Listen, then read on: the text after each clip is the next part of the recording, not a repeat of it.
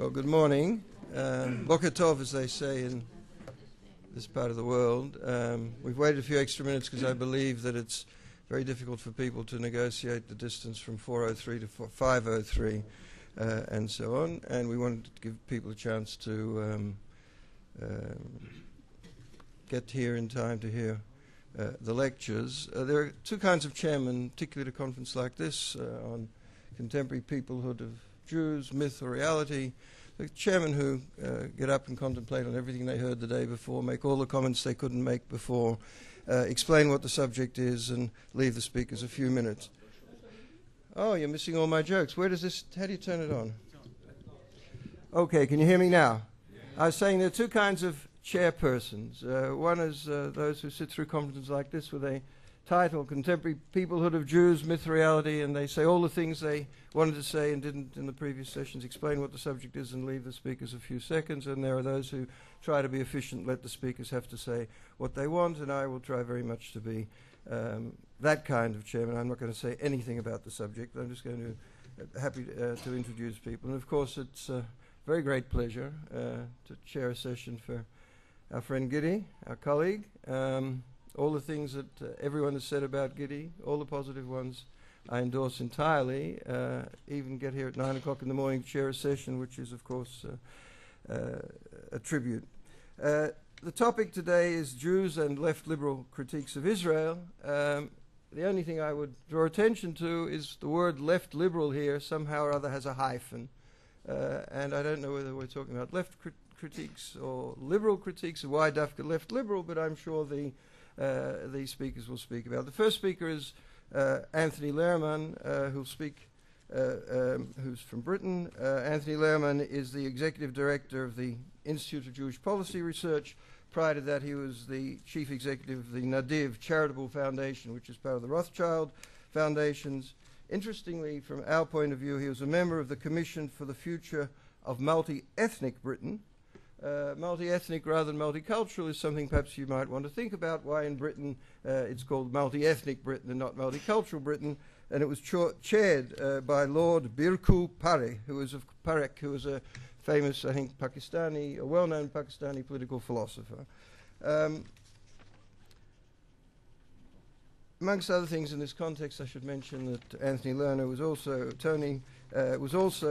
General Secretary of the Habonim Movement, and I believe he may have been a Chanich of Gideon's at some stage, if I'm not mistaken. That would have been hard, since South Africa and England. I thought at the Machon or something? The Machon, yeah. Okay. Anthony.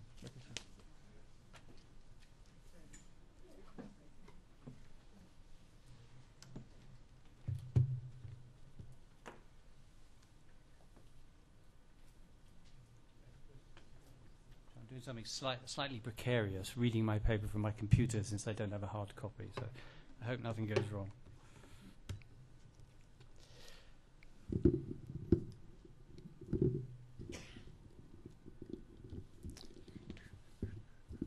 Okay, can you hear me? Is that okay? Oh, yeah, thank you. First, like everyone else, I just want to say I'm very flattered, very delighted to be here, to have been invited to present a paper at this conference in honor of Gideon. Indeed, Gideon taught me Jewish history and Zionist history 42 years ago now, 43 actually, or getting over 43 years ago, when I was on the Machon Madruche Chutz La'aretz. I remember practically nothing at all about any of the other classes I took during that time, but I do remember very well the wonderfully inspiring and very warm way that Gideon taught us Jewish history at that time. That stayed with me. And it's always been a great pleasure to renew our acquaintance every few years over the last decades. But to turn to the issue at hand, to deal with a real-time issue like this analytically and objectively, as if we were standing outside a goldfish bowl, coolly observing the fish swimming around in it, is difficult. If you're involved in Jewish debates in the United Kingdom, you are the fish, and you're swimming around in the goldfish bowl. We don't have the luxury of being able to observe matters with much distance or perspectives. of perspective. And I'm reminded of something the much-fated Jewish sociologist Zygmunt Bauman once said when asked why he hadn't actually written about contemporary anti-Semitism. He writes about so many other contemporary things. And he answered, "You can't be a bird and an ornithologist at the same time." Now, a side of me has great sympathy for this view, but like many people who would acknowledge the essential truth in it and the acceptability of the sentiment to the subject at hand today, I find that I can't avoid trying to play the role of the ornithologist, or perhaps I don't have the luxury of avoiding it. Now, the approach I've taken in this paper is first to examine the term left liberal as it's used in general political debate, and then as it's used in relation to critiques of Zionism and Israel. Then I'll briefly look at the accusations levelled at the left, or left liberals, for their attitude to Israel, and explanations as to why they've taken the stance that they have. I'll then, and this is the main part of what I'm going to say, look specifically at Jewish left liberal critiques and the Jewish opposition to those views. Obviously, I can't cover all aspects of the argument, so I'll mostly summarize, and by focusing on what I think are significant examples, draw out some of the salient features germane to the question of Jewish peoplehood. And finally, I draw 4 conclusions about the significance of the phenomenon for Jewish peoplehood. Now, start with what is meant by the term left liberal. The chairman already raised a question about why left-liberal and so on. What's meant by this term in the British context? Now, one general definition of the term is, it's kind of a mundane definition, is, quote, the left side of mainstream politics and liberal democracies. These tend to support liberal democracy, representative democracy, private property rights, and some degree of free market, as well as high social spending, universal provision of social welfare, and some state regulation of the economy. Now, this particular definition differentiates left liberal from sectors of opinion that are specifically socialist. While sounding plausible enough as a political definition, in fact, in the British context, the term is almost invariably used to refer to a much wider set of institutions, including the Labour Party, the Liberal Democrats, the Liberal Press, Guardian, Independent, Observer, some writers on the Times, perhaps, the Daily Mirror, the BBC, Channel 4, the liberal wing of the Anglican Church, and a significant proportion of the country's academics. If left liberal encompasses all of these elements, then the fundamental distinction between left liberal and socialist, which is made in the definition I've quoted, obviously breaks down. But what's important for this discussion today is how the term is used in public debate. And we get a good indication of this from a loose grouping of journalists, academics, bloggers, political activists on the left side of mainstream politics who, early in 2006, launched something called the Houston Manifesto. They began meeting after the last UK general election, unhappy that a set of views they disagreed with had come to characterize left thinking in the public sphere. 2 prominent signatories, both Jewish, wrote an article for the left-wing weekly New Statesman explaining the fundamental rationale behind the initiative. And I quote, "At the first meeting, our discussion focused on our common sense of discord with much left-liberal thinking. We talked of how the prevailing consensus had ample representation in the liberal press, on the BBC and Channel 4, whereas the viewpoint in our own segment of the left was significantly underrepresented in the mainstream media," end quote. You'll note here that left liberal and left are used by these people interchangeably, and in fact, I'll do the same throughout this paper. The views the manifesto signatories attribute to received left liberal thinking comprise a rather unsavory collection. So much so that despite their apparent wish to reclaim the term, it's impossible to escape from the fact that it mainly functions now as a value judgment or a form of political abuse.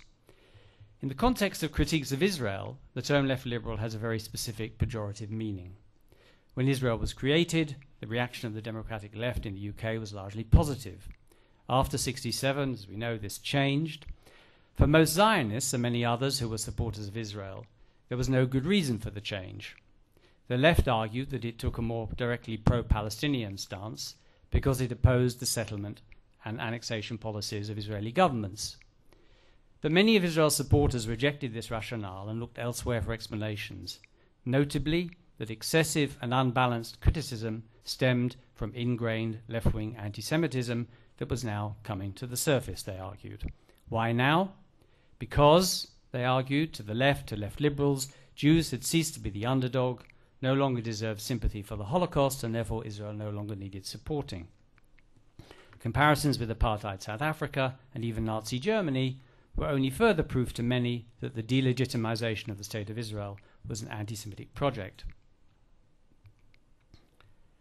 It's clear that in public discourse in the UK then that the phrase left liberal critiques of Israel implies far more than merely criticism of the policies of the state. For example, when the left-wing weekly, The New Statesman, in January, I think it was 2003, it may have been 2002, featured its lead article called A Kosher Conspiracy, which was about whether there is an effective Israel lobby in the UK, on its cover with an illustration of a gold Star of David piercing a pro-Union Jack, and there was widespread outrage. Letter writers and many commentators saw it as anti-Semitic. The Guardian journalist Gary Young wrote that, quote, many saw it not as an aberration, but part of a trend, one more broadside in an attack on Jews from the liberal left. It's important to point out, however, that there are alternative views about whether this is left-wing anti-Semitism and whether the left's estrangement from Israel can be put down to anti-Semitism, but I haven't got time to go through those arguments just now. Given that the term left liberal, when applied to critiques of Israel, encompasses everything from the Anglican Church to the Trotskyist Socialist Workers' Party and beyond, yoking together revolutionary socialism and forces that are diametrically opposed to such politics, it's clear that terms being used to describe an underlying prejudice or an unacceptable ideological predisposition. Now, turning to Jewish left liberal critics. Many of the current Jewish voices involved in the kind of critical writing and activity on Israel that attracts the term left liberal or left or progressive can be found in the news, comment and letters pages of the liberal press that I've already mentioned, also the London Review of Books, in the campaign to boycott Israeli universities and academics, and the more recent call for a cultural boycott, and in groups involved in opposition to the war in Iraq. Also, to a lesser degree, among sundry political elements and political parties. Then there are the more specifically Jewish, or Jewish Palestinian sources, if you like, but mostly Jewish. For example, Jews for Justice for Palestinians, which I'm going to refer to a number of times in this paper. I'll reduce it to the acronym JFJFP to save having to say the whole thing again every time.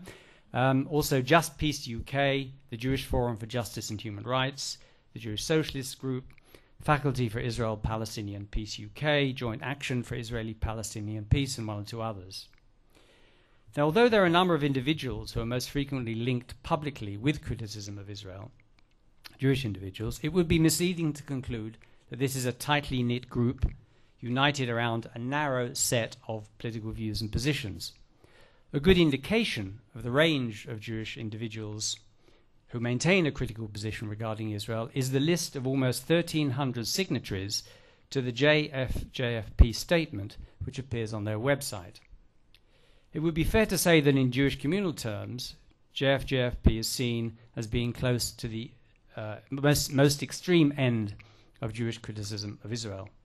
Many Jews would regard it as beyond the pale, and even some who are known critics of Israel decline to sign its statement, some feeling it goes too far, some feeling it doesn't go far enough. And yet the existing signatories undoubtedly represent a very wide range of critical viewpoints. Some are quite clearly anti-Zionist and would advocate a secular democratic state for Jews and Palestinians, but some are equally clearly professed Zionists involved in explicitly Zionist organizations. As the head of at the head of the JFJFP statement on its website is the following from Hillel, quote, "That which is hateful to you, do not do to your neighbor. That is the whole Torah, the rest is commentary," end quote. Out of four other quotations dispersed throughout that statement, two are from rabbis and are of a universalist Jewish character. Now turning to the Jewish critics of left liberal Jews, and while this no doubt oversimplifies, I'd say there are broadly three foci of opposition to the so-called left liberal critical Jews that I've mentioned before. First, the more formal opposition emanating from the establishment of the Jewish community. On the public level, this, in fact, is perhaps surprisingly muted. On the private level, it's more determined, some would say more aggressive, and there is evidence that it can be successful in terms of sort of silencing people working in what are perceived to be communal organizations. It has, though, hardly any impact at all on the critical voices that I've already described.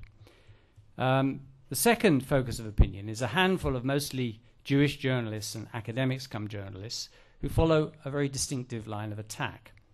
To a degree, they will engage with the substance of the critique of Jews of Israel, but the arguments that they use are in fact secondary. Their main point, put most strongly by Melanie Phillips, undoubtedly the most high-profile critic of left liberal Jews, columnist on the Daily Mail, mass circulation daily, 2.25 million readers each day, someone who appears very often on television and on radio. Main point put by her is that what the left Jews are doing, quote, is spreading a calumny about Jews because by saying that Israel is the guilty party, Jews are themselves to blame, responsible for their own destruction, end quote. In making this argument in her online diary, she ostensibly claims not to understand the motives of such people, but then proceeds to state that, quote, the history of the Jewish people has always been punctuated by Jews with a troubled relationship with their own ethnic identity, who have gone along with or even become the prime instigators, see Marx or Freud, for example, of diabolical calumnies against their own people, end quote. These particular comments by Phillips were made after a debate she participated in, organized by Intelligence Squared, a non-partisan body staging high-profile public debates in London with deliberately controversial titles and attracting audiences of up to 700 or more even. The motion was Zionism today is the real enemy of the Jews, and it was proposed by three Jews, Professor Jacqueline Rose, author of a book called Question of Zion, and a well-known critic, Professor Avi Schlein, the historian at Oxford, and Amira Hass. Three Jews also opposed, Melanie Phillips, Professor Shlomo Ben-Ami, and Professor Raphael Israeli. Continuing on the same theme, Phillips writes, quote, I came away from that debate feeling the kind of emotion one feels in a totally different context when forced to listen to or even watch the details of paedophile assaults on children. To turn on their own at a time when they are already under murderous attack, it seems like a repudiation not just of their Jewishness, but their humanity. Phillips sees a particular purpose being served by this pitting of Jew against Jew in the public arena. Quote, this sport of Jew baiting has now become the vogue among the British media, which uses Jews to unleash the most blatant untruths and vicious lies and libels about Israel so that the media can disavow any anti-Jewish prejudice on the grounds that Jews can't be anti-Jew. Alas, would that this were so, end quote. Now, Phillips' explanation of the phenomenon of Jews being severely critical of Zionism in Israel as being a result of what one would call, of course, Jewish self-hatred is taken a stage further by Dr. Emmanuel Ottolenghi, formerly a research fellow specializing in Middle East history at St. Antony's College, Oxford, not by any means with the same high profile as Melanie Phillips, but still someone who has written articles for major newspapers and other publications, also appeared on television and radio, and who's just recently been taken up the post of director of the Transatlantic Institute, an American Jewish committee body in Brussels, I believe. The Jewish intellectuals, quoting from him now, the Jewish intellectuals' crusade against Israel is less about justice for the Palestinians than about coming to terms with their own tortured Jewish identity, he writes. Anti-Israel Jewish intellectuals, I'm continuing to quote, are frequently secular and alienated from Jewish tradition. Some Jewish intellectuals, therefore, embrace anti-Zionism in order to become accepted in their liberal and progressive circles, where hatred for Israel is most rampant. Their adherence to the political dogma of the progressive and liberal left is a small entry fee given their effective alienation from Jewish life, Jewish values, and Jewish communities. Ottolenghi expands on this further when he writes that Jews, quote, membership in the circle of approved opinion in Europe is granted in exchange for their renunciation of a core component of their identity, that is, their sense of Jewish peoplehood as expressed through their commitment to the democratic state of Israel and to the Zionist enterprise, end quote.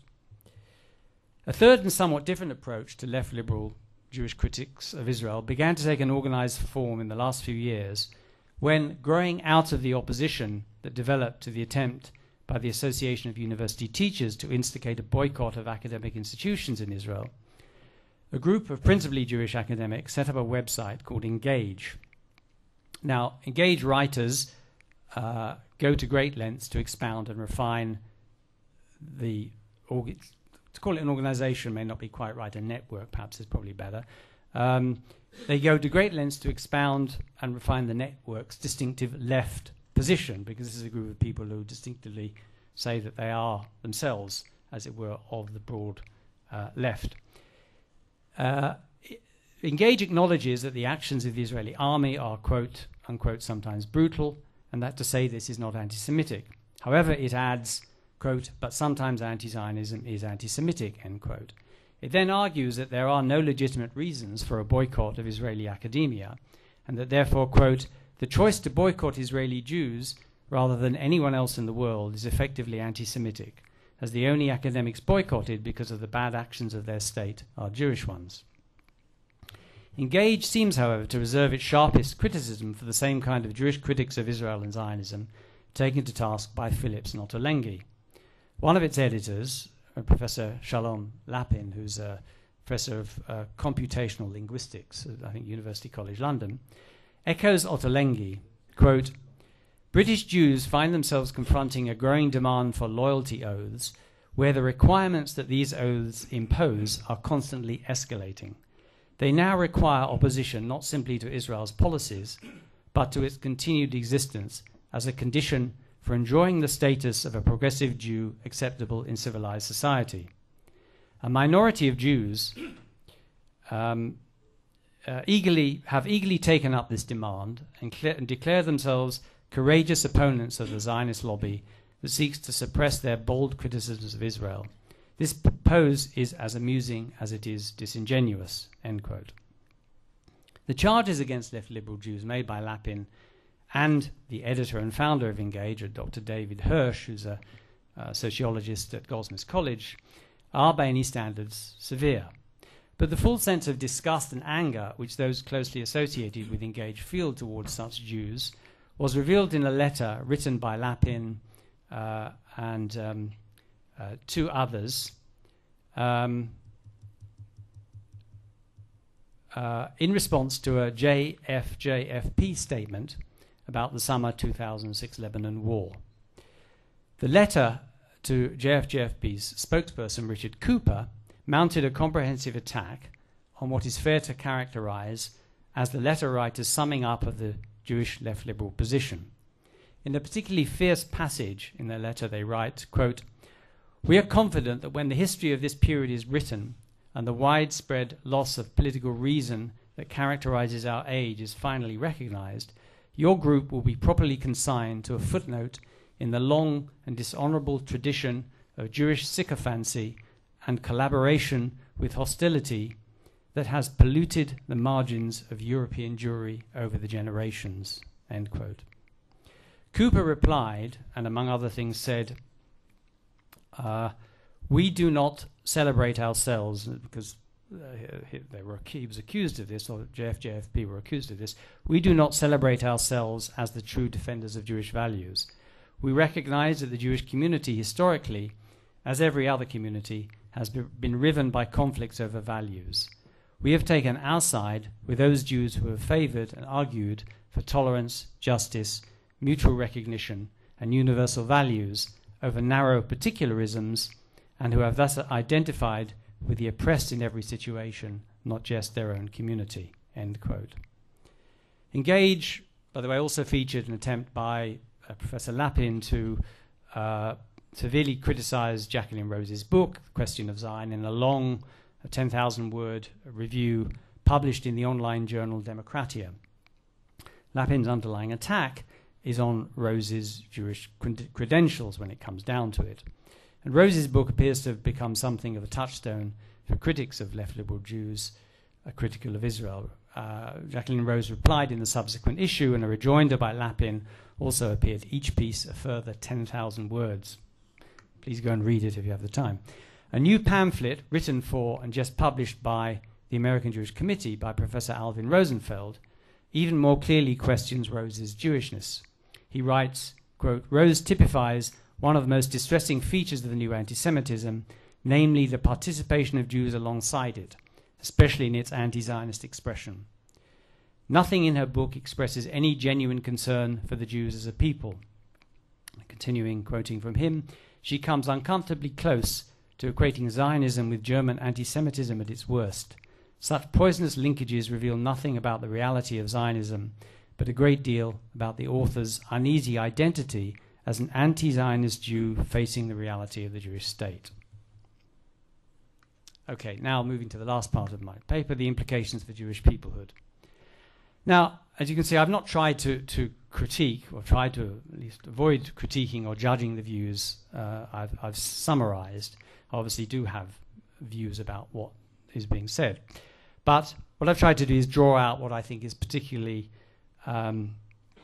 striking about the rhetorical traffic, if I can put it that way. Namely, that its ultimate destination, no matter where it starts from, to some degree anyway, is the question of Jewishness. For left liberal Jews, Israel's behavior has led to a corruption of Jewish values.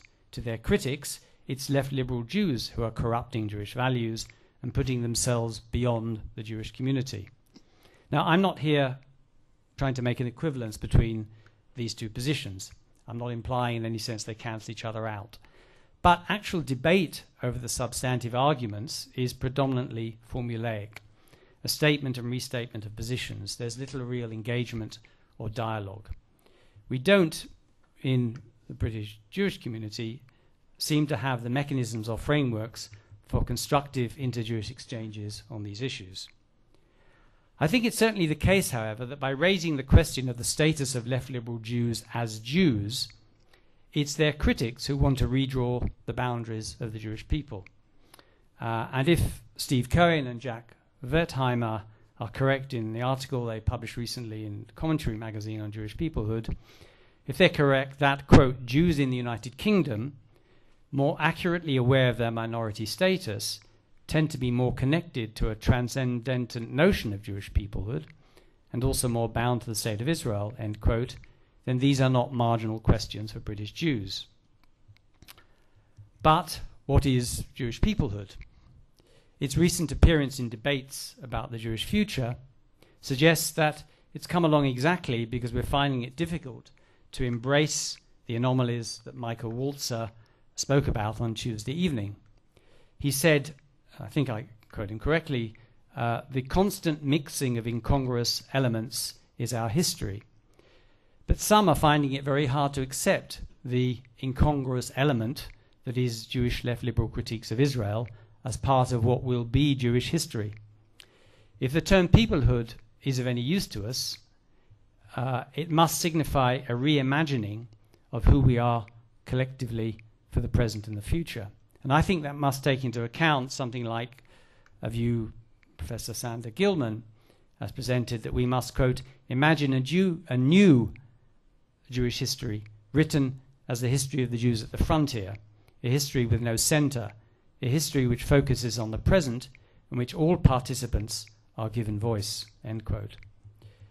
This is a reimagining that would not lose sight of the past but be based on where we are now.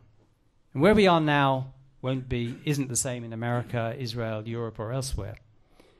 And actually, I'd venture to suggest that it may be in Europe where Jews are at the sharpest end of reimagining themselves as a collectivity in complex multicultural societies. It's a shame, I think, that the Jews in Europe, that their current experiences have largely been ignored at this conference, of course, the exception of the excellent paper by David Weinberg yesterday. In relation to Jewish peoplehood, therefore, the controversy surrounding left-liberal critiques of Israel could be seen as exemplifying four trends, and with these I'll end. First, the increasingly polarized struggle between universalism and particularism. What I've described in this paper exemplifies perfectly, I believe, the point Chedva Ben Israel made yesterday, that the Jewish people is more split than ever on nationalism versus universalism. The arguments around left-liberal critiques of Israel and the increasingly bitter clashes between Jews on these issues intensified sharply in response to events and developments as the 20th century drew to a close. The dominant communal response in the UK, encouraged by people like Melanie Phillips, has been to adopt what I would call defensive, aggressive particularism. The minority response has been to emphasize Jewish universalism. Put crudely, perhaps, the Jewish establishment and the principal communal institutions, which have the power to set the tone on these matters, now see things like human rights values, the universalist principles on which the European Union is based, and multiculturalism as inimical to Jewish interests. UK Jewish leadership has in recent decades, it could be argued, always leaned in this direction, but the particularist position was eclipsed during much of the 1990s. What is very different about the current situation is that a significant sector of left-of-centre Jewish opinion has coalesced around the particularist position too. I would suggest that for such Jews, their Zionism now supersedes their socialism, or whatever was left of their socialism. In contrast, the minority has identified Jewish ethnocentrism, the ethnification of Jewish politics, the loss of a sense of moral compass in Israel, and the form of Zionism which holds sway in Israel as deeply damaging to Jews, endangering Jewish existence and betraying Jewish values. If peoplehood means anything at all, it must be able to accommodate Jewish universalism and Jewish particularism as legitimate parts of Jewish tradition, able to enter into vigorous debate with one another. But as I've tried to demonstrate, the criticism leveled at left-liberal critics of Israel has gone far beyond vigorous debate and seeks to define such Jews as beyond the boundaries of the Jewish people. However it may be explained, it has serious negative implications for any notion of peoplehood which stresses shared history and sense of belonging. 2. The growing diversity of Jewish identities and opinion. Now, surveys of Jewish opinion, identity and socio-economic structure conducted in the UK over the last 10 to 12 years show that whilst there is growing socio-economic homogenization, there's also growing diversity in forms of Jewish identity and Jewish opinion. I remember being told in the early 1980s by an acute and experienced observer of the Jewish world that there were no more major ideological issues dividing Jews. Zionism or pro-Israelism was unassailably in the ascendant, and Holocaust remembrance was beginning to fulfill a similar function at an accelerating pace, and little else mattered. Almost 3 decades on, religious and ideological divisions in the UK have developed with a vengeance, and certain views that were thought to have been banished forever to the margins now assertively claim a place in a rather spatially challenged Jewish marketplace of ideas. Back in the mid-1980s, Jewish left opposition to Zionism in the establishment came from the tiny Jewish socialist group. But no matter how small they were, earnest discussions went on at that time in established organizations like the Board of Deputies of British Jews and the Zionist Federation about the danger they represented. That mindset remains in place, even though the dissenting voices of left liberals, still a minority of course, have nevertheless grown very significantly and include many Jews very prominent in their professions, in academia and the arts and so on. And the Jewish Socialist group is still there. Any concept of Jewish peoplehood that cannot accommodate this diversity fails to take into account current realities. And a concept that effectively wishes to strangle these differences will lead only to the impoverishment of the Jewish people, I would argue. 3, the threat which that diversity poses to a more Zionist or Israel-centric definition of Jewish peoplehood. Many definitions of Jewish peoplehood place the state of Israel at its center, and the critics of left liberal critics of Israel, quoted here implicitly or explicitly, accept that.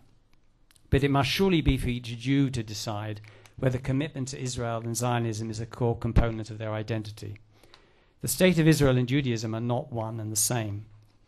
If conditions in our societies make it possible to live as a Jew without this commitment, why should that sense of Jewishness be excluded from the definition of Jewish peoplehood? And many left liberal Jewish critics of Israel are in that category. And finally, 4. The failure to understand the fundamental change in the dynamic of Jewish non-Jewish relations, whereby Jews are now mainly the subjects and not the objects of history. One of the principal features of left liberal criticism of Israel is the argument that Jews are responsible for their own fate, that what happens to us is increasingly a matter of choice. There are alternatives. Critics counter by saying that constantly assailed by forms of anti-Jewish hostility, which continually mutate and reconstitute themselves in modern forms, Jews are forever having to react to what others want to do to them. There is no choice. Moreover, to say we are responsible for our own fate is to say we cause our own anti-Semitism. I would argue that the latter view is fundamentally ahistorical and a negation of what the creation of the State of Israel was all about. The narrative of Zionism portrays the establishment of the state as the emergence from powerlessness.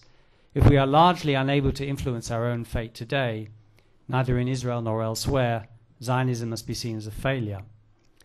The reality in the UK and Europe more generally is that the events of the last 2 decades, and especially the watershed events of 1989, have seen Jews firmly move into the position of subjects and not objects of history. To argue, as some do, that, quote, perhaps the greatest difficulty that the UK Jewish community encounters in the current situation is its comparative isolation, it has no obvious allies in the political domain, end quote, is a denial of this reality and takes wallowing in victimhood to an absurd extreme. A concept of Jewish peoplehood that ignores the fundamental reality that Jews are actors in the modern world, not in complete control of their own fate, of course no one is, will fail to offer any sense that we have choices as to how we can work for a better future. Thank you. Antony Lerman, I think, has given us a great deal to think about. I must say that I was taken when he referred to Professor Zygmunt Bauman as much fated. I wasn't sure whether he spelled it F-E-T-E-D or F-A-T-E-D, thinking of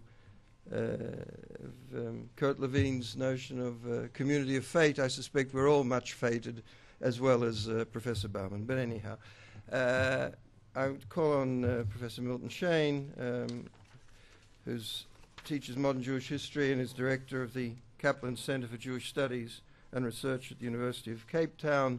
There's a long list of publications, most recently Memories, Realities and Dreams, Aspects of the South African Jewish Experience, edited with Richard Mendelsohn, and his latest book is Opposing Voices, Liberalism and Opposition in South Africa Today, and his book, The Roots of Anti-Semitism in South Africa, was awarded the University of Cape Town Book Prize for 1996. Milton.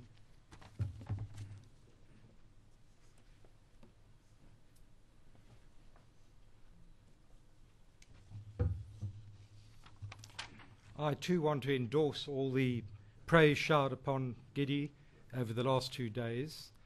I've really for long valued Gidi's friendship, and Tony, his wife, but I'm especially grateful for the pioneering work that Gidi has done in South African Jewish history.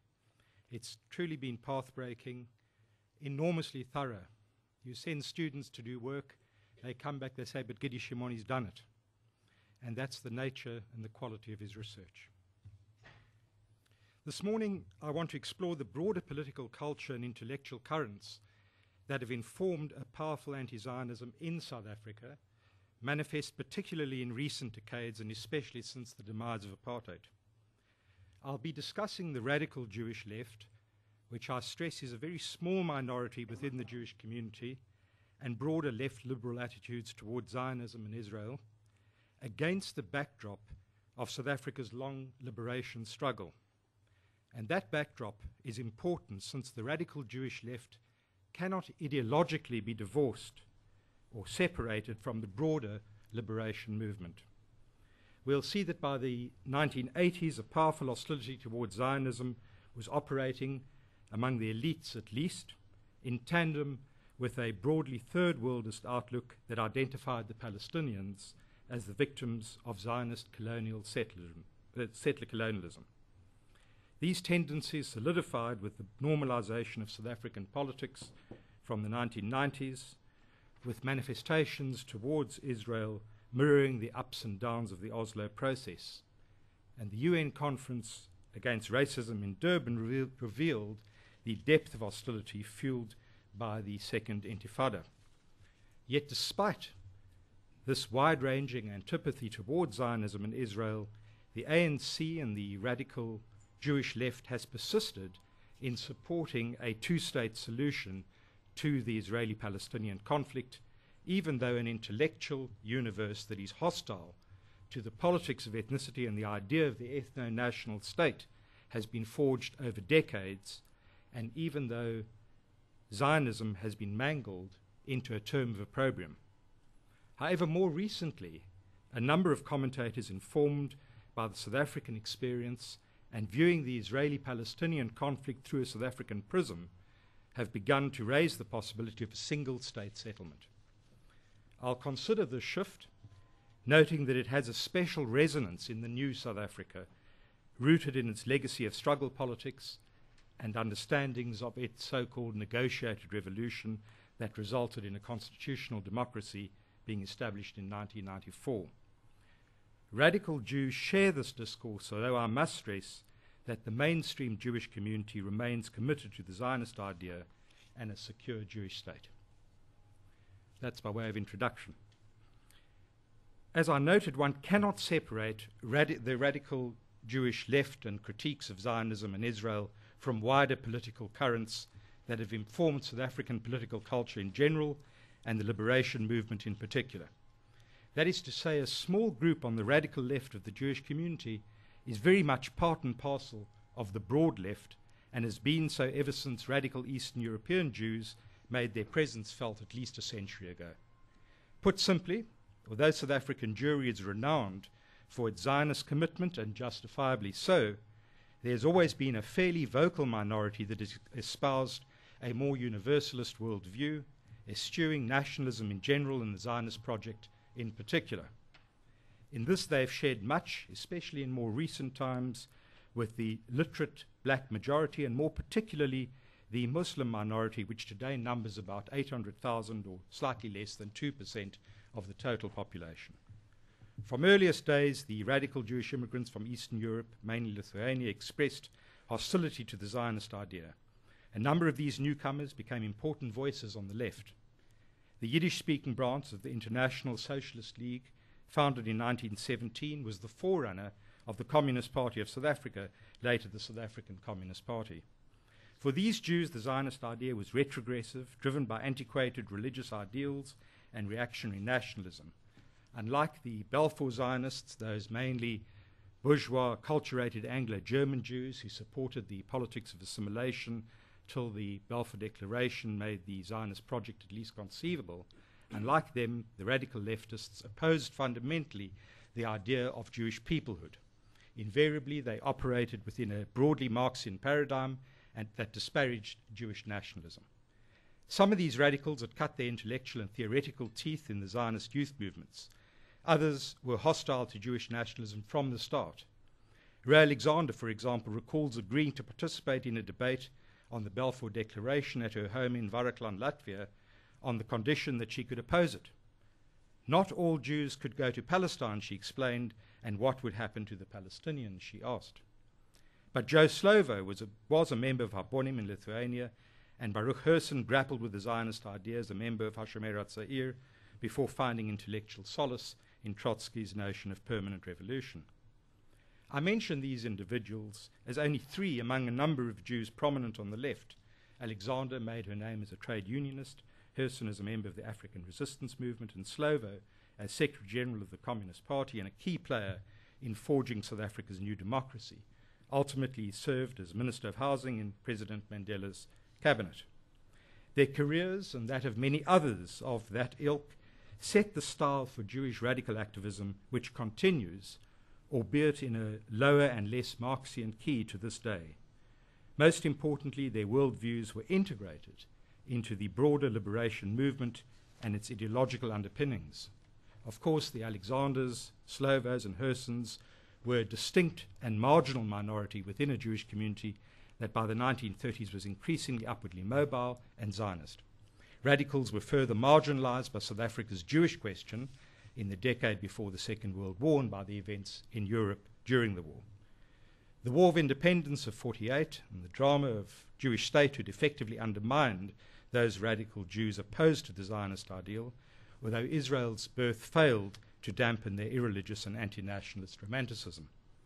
But their primary focus was devoted to the iniquities of South Africa's racist order, formalized under the notion of apartheid, euphemistically referred to as separate development. While seemingly blind to the excesses of the Soviet Union, the radical left was deeply committed to confronting injustice in South Africa. By the 1950s, they were largely alienated from the mainstream Jewish community. To be sure, the Jewish establishment looked askance at their politics and perceived their activism as a threat to Jewish well-being under a relatively benign national party after 1948.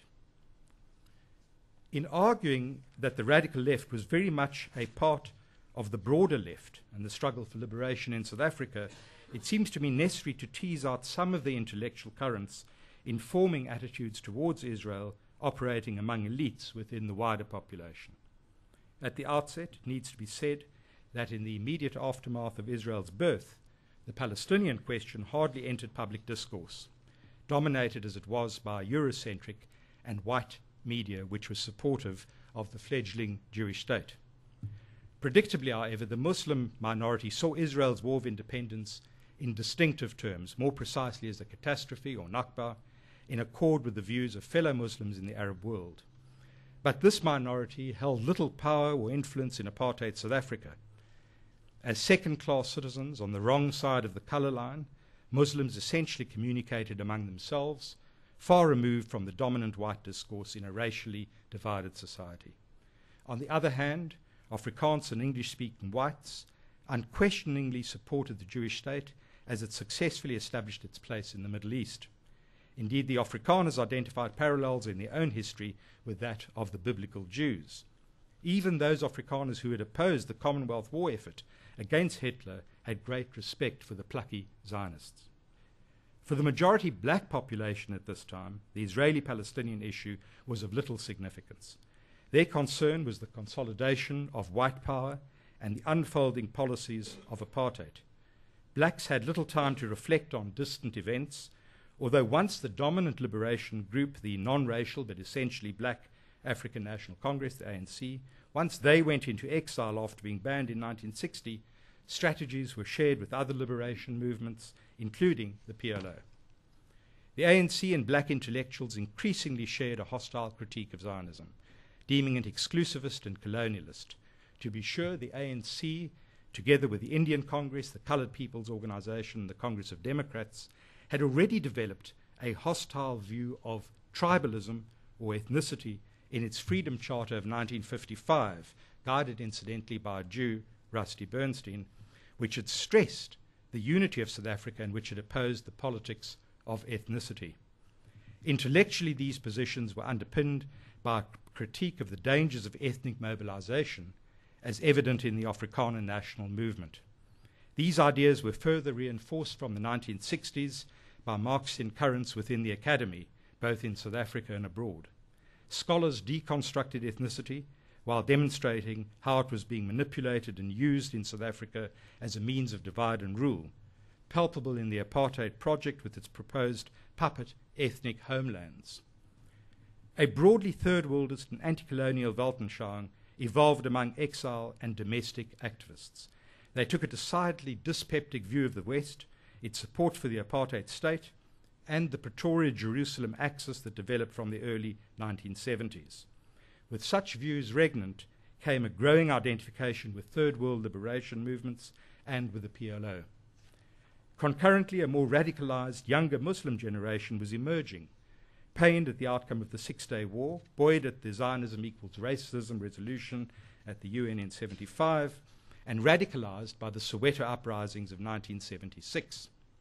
These younger Muslims challenged the quiescence of their elders and increasingly acquainted themselves with an anti-Zionist global literature that demonized the Jewish state and the Zionist project. Muslim radicalism was further encouraged by the overthrow of the Shah in 1979. But their voice carried little weight with most whites in apartheid South Africa, although it is arguable that they added muster and substance to the broad left's position, including white so-called progressives, Jewish and non-Jewish, who began to voice their support for what they saw as the legitimate anti-colonial struggle of the Palestinian people. These progressive whites would soon coalesce with like-minded blacks and Muslims in the non-racial United Democratic Front, the UDF, founded in 1983. Although strategically the UDF included groups such as Jews for Justice and Jews for Social Justice that were supportive of Zionism, the dominant ethos of this anti-apartheid mass movement, effectively an internal wing of the ANC, which was outlawed, the dominant ethos was ideologically in line with the Congress tradition and its Freedom Charter. Its sights were underpinned by a non-racial and non-sexist ethos, which meant opposition to the politics of ethnicity, including the Zionist state and its ties with South Africa, and support for a democratic united South Africa freed of the Bantustans and group areas. 1 year before the formation of the UDF, students on the liberal English-speaking university campuses, by then including a fair number of blacks and Muslims, demonstrated in substantial numbers against the Lebanese war and the massacres at Sabra and Shatila. Among them were a small but vocal minority of non-Jewish Jews and more mainstream Jews perplexed by Israel's actions. By the late 1980s, an increasingly radicalized left criticized Israel as an exclusivist apartheid state. At the United Nations, Dr. Mnuzama, the chief representative of the ANC, still in exile at the time, put it bluntly: the South African people have never approved of Zionism. They see parallels of apartheid in Zionism, and therefore their struggle against apartheid automatically has overtones of anti-Zionism, which is not the same thing as being anti-Jewish, he said. These views were shared by Aubrey Makwena, a senior member of the UDF. Zionism, he maintained, was simply racism, because Zionism says we close our ranks on an ethnic basis. We take care of the Jewish interests. If you're Jewish, it's okay. If you're not Jewish, out. A former president of the Africanist Tanzanian People's Organization, AZAPO, Ishmael Makhabela, took a similar view, claiming that Zionism was a form of religious discrimination, which was, in his view, the same as the racial discrimination faced by blacks in South Africa. This alleged exclusivity ran counter to the non-racial and inclusivist outlook of the liberation movement, both exile and domestic. With it went a sense of unease with the Jewish state and an easy sympathy for the PLO, as the Reverend Frank Chikane, Secretary General of the South African Council of Churches, put it. There is no doubt, said the prominent Soweto civic leader, Dr. Motlana, that black Africans tend to identify with the PLO. Let's be clear about this. There's a perception of the Israeli-Arab conflict as one of almost colonialism of a white race coming out of Europe. It's hardly surprising that with the release of Mandela in 1990, the unbanning of the ANC and other proscribed movements, and the normalization of South African politics, a broad hostility towards Zionism reared itself in public discourse. It would seem that the driving force was the Muslim minority, and to a lesser extent the trade unions. Muslims organized regular marches to the Israeli and often US embassies and celebrated Al-Quds Day with marches at the University of Capetown, which had a substantial Muslim student body. The English language media, owned by the Irishman Tony O'Reilly's independent group since 1994, shifted what had by and large been a benign view of Israel to one of hostility. Robert Fisk and John Pilger were regular columnists, poisoning an already antagonistic atmosphere. Nelson Mandela's well-publicized hug of Yasser Arafat at a meeting in Lusaka shortly after his release from prison was a reminder that policies towards Israel would be very different in the new South Africa. Through the 1990s, the anti-Israel atmosphere mirrored the ups and downs of the Oslo process. With the Second Intifada, temperatures soared. Media coverage, both print and electronic, was unashamedly anti-American, anti-Israel. A short while before the UN World Conference Against Racism, the WCAR in Durban, in August 2001, 15,000 marchers, mainly Muslims, descended on Parliament in Capetown to protest against Israeli atrocities committed against the Palestinians. The march was clearly part of a build-up to the UN conference and included banners proclaiming Zionism as racism, Sharon a war criminal. Hamas was praised, and the united struggle against Zionism, in the struggle against Zionism, and Sheikh Sadiq, the Secretary General of South Africa's Muslim Judicial Council, appealed to the South African government to restore the Zionism is racism resolution to the agenda of the WCAR. In addition, he called for South Africans to take immediate action against Israel by breaking off all diplomatic and trade relations. By the time the Durban conference had concluded its deliberations, it was apparent that local Muslim groups had thrown in their lot with the anti-Zionist feeding frenzy. Few observers at the UN will forget the scenes of the anti-Zionist frenzy, including vulgar anti-Semitism, which accompanied the Israeli and Jewish delegations. Night after night, television viewers were treated to scenes of unbridled hostility towards the Jewish state in what the SA Jewish Report referred to as an extension of the Arab-Israeli conflict and an opportunity to insert wording into draft resolutions portraying Israel and Zionism as racist and minimizing Jewish suffering and anti-Semitism. Even 9/11 did not temper hostility.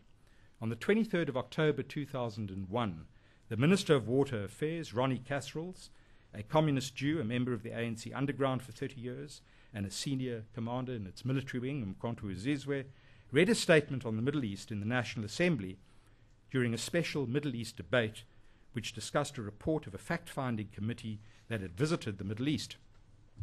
Kasrils and his colleague, ANC colleague Max Azinski, a member of the Western Cape Provincial Legislature, then circulated the statement, slightly amended, with the view to getting as many Jewish signatories. The final declaration was launched on the 7th of December 2001 under the banner, "Not in my name."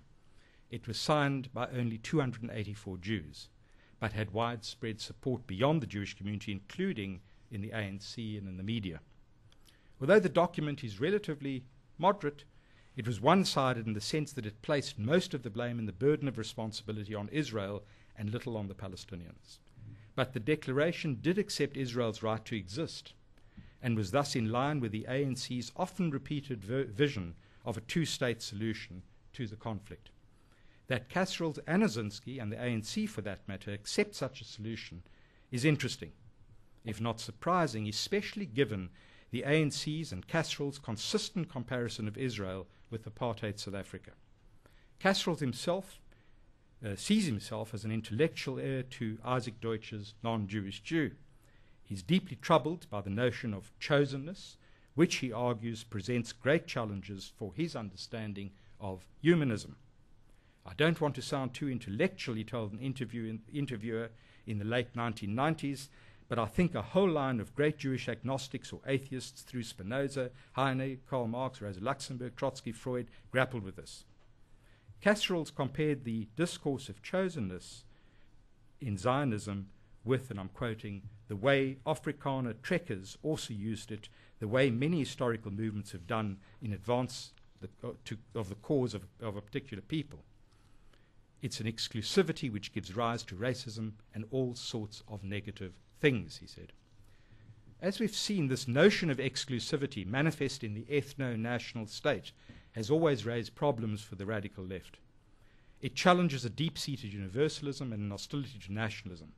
But in addition to these theoretical challenges, the success of South Africa's so-called miracle has challenged the notion of an exclusive Jewish state. Commentators increasingly ask why the Israelis and Palestinians do not follow the South African example and establish a single constitutional state which includes Jews and Palestinians. An exemplar of this reasoning is the veteran journalist and former editor of the liberal Rand Daily Mail, Alistair Sparks. In repeated articles, Sparks has drawn parallels between South Africa and Israel, arguing that the Jewish state has to negotiate with its enemies, including Hamas and Islamic Jihad. Israel's refusal to do so, he maintains, is reminiscent of the old National Party in South Africa. That party, too, he claims, demonized its enemies. And let me quote from a piece he wrote in 2004. It's all very well to cut a deal with moderate negotiators in a tough conflict situation, but it is extremists who wage armed struggles, and the writ of the moderates seldom runs to them. A peace deal with Abbas or Kure that the militants of Hamas and Islamic Jihad don't accept will achieve nothing except the discrediting of the new Palestinian leadership. Taking our South African experience as an example, it was only leaders such as Nelson Mandela, the founder of Umkhonto weSizwe, or Chris Hani, its commander-in-chief at the time, who had the authority to call off the ANC's armed struggle. An agreement between F.W. de Klerk and some moderate black political figure would have cut no ice with the men with the guns. Exasperated with Israeli policies, Sparks contends that the two-state solution is dead. Israel's lack of will to remove the settlements, coupled with demographic realities, has precluded this option, he argues. Like South Africa's Bantustan policy, he writes, it was a nice idea in theory. To separate rival groups living in one country so that each can have its own national homeland sounds like a moral solution, provided the separation is fair and the homelands are viable. In building his case, Sparks recalls how the apartheid planners had also denied demographic realities in their dreams of a white South Africa, but eventually reminds us they had to face the truth. Sparks's great source is the book One State Solution by Virginia Tilley, an American academic now resident in South Africa. Would a negotiated settlement for a one-party state, asks Sparks, not diffuse the destructive antagonisms between Israelis and Palestinians as it has done in South Africa, and in doing so make Israel a much safer homeland for Jews than it is now? Notwithstanding a storm of outrage from Jewish readers, Sparks continues to draw parallels between Israel and South Africa and to refract the Israeli-Palestinian conflict through a South African lens. The fact remains, he argues, that many ethno-nationalisms grapple with the problem of other ethnic groups in their midst. The new South Africa has not required the forfeiture of the Afrikaner homeland. I well remember the dark warnings uttered from pulpit and platform over half my working life that one man, one vote would mean the national suicide of the Afrikaner folk, and that they would never, ever contemplate it. In a series of articles resulting from a visit to this region, Sparks reinforced the South African paradigm. After meeting in Damascus with Musa Abu Marzouk, deputy to Hamas's Damascus base Khalid Mashal, Sparks reported that he found the Hamas man to be a pragmatist. Hamas's call for a hudna, which would prepare the way for a settlement, made great sense to Sparks. The mutual recognition of a stalemate, he wrote, or what we South Africans back in the 1980s called a violent equilibrium, has been identified by political analysts as a crucial first step towards resolving national conflicts of this kind. Thereafter, as the South African experience showed, events can sometimes start generating their own momentum. Underpinning Sparks's critique is a comparison of Palestinian life with that of blacks under apartheid. The whole matrix is vividly reminiscent of South Africa's Bantustan dispensation, although Israelis vigorously resist any such comparisons, he explained. I travelled extensively through the West Bank, talking to Palestinians and experiencing what they go through every day, and I'm convinced it is neither a viable homeland nor bearable existence for them. Of course, everything Sparks writes has been said by others, many better informed, and of course the anti-Zionist rhetoric and actions I've described in general are hardly unique to South Africa. Indeed, South Africa is arguably better off than many other countries in this regard. It has never had the equivalent of Sheikh Abu Hamza of the North London Central Mosque, based in Finsbury Park, nor the tensions experienced between Muslims and Jews in Paris and Amsterdam. But the key difference, it seems to me, is the way in which the anti-Zionist critique, that is, the equating of Zionism with racism, the colonial settler paradigm, and the single-state solution, resonates in South Africa. The mantra of non-racism in the new South Africa, its opposition to ethnic politics, its powerful anti-colonialism, its support for the underdog, and the success of South Africa's so-called miracle all add popular weight to Sparks's view. If South Africa could pull itself back from the chasm and avoid a racial conflagration, why can the Jews and Palestinians not do the same? South Africa has great confidence in negotiating. And more than that, they have negotiated a constitution that was inclusive but respectful of cultural and religious diversity. So what we have then is, using Tony Jutt's idea, in the minds of many South Africans, an anachronistic Jewish state.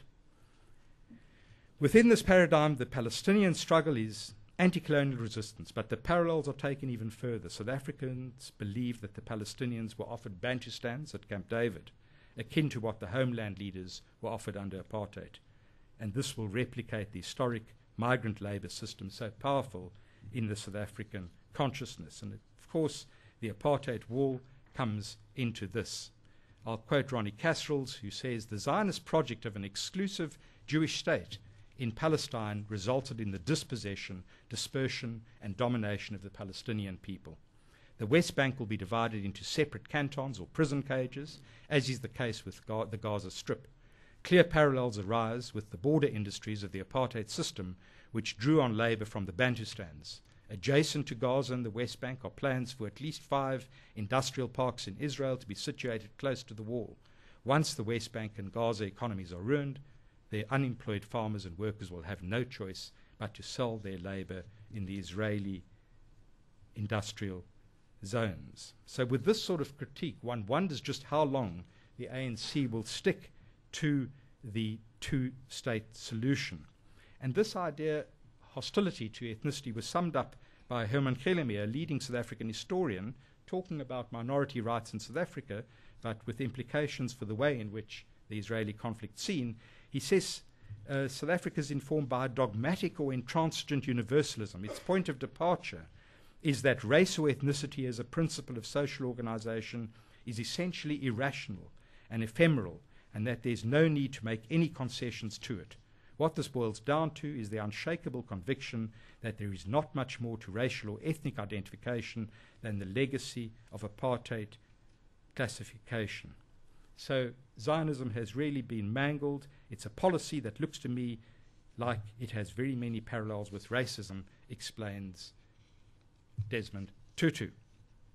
These ideas continue to rage, with one philosopher writing, suggesting that the Zionist Federation should be closed down, and with the Freedom of Expression Institute virtually suggesting, or at least some members, that Israel is an illegitimate Jewish state. This hostility has been maturing for decades and is inextricably linked to the specific South African past. While the ANC's commitment to multilateralism in the United Nations ensures support for a two-state settlement, for the time being at least, it seems to me that elites driven and informed by activists, many of them Muslims, will gradually be seduced by the single-state option. The absence of a solution will give strength to those seeking such a settlement, the effective demise of the Zionist idea. Memories are short. The history of Jewish suffering in the diaspora and the drama of Israel's rebirth have receded into the distant past. Nightly television viewing of Israeli forces in the territories, interminable talk shows dominated by anti-Zionists, and an outpouring of literature comparing apartheid South Africa to Israel continue to undermine the idea of a Jewish state. Put simply, for many in South Africa, including radical Jews, Zionism is a 19th century ethno-national movement caught offsides in the 21st century.